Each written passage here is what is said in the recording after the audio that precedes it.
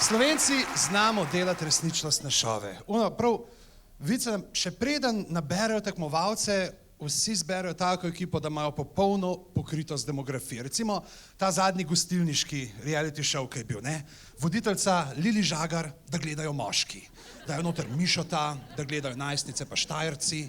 Potem bila ta Savina ali Savila, karkoli že je, da gledajo te psihično močnejše gospodinje, ki si 3-krat na dan čakre na roke perejo.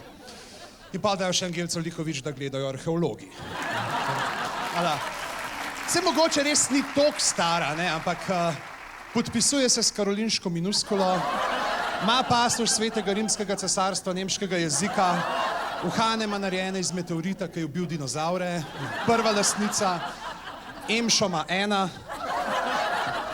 So rekli, Angelca, a bi vi za špico vodajo odigrali kaj na tole neandertalsko piščalko iz divjih bab? Je rekla, ne bi, ne obvladam teh modernih inštrumentov.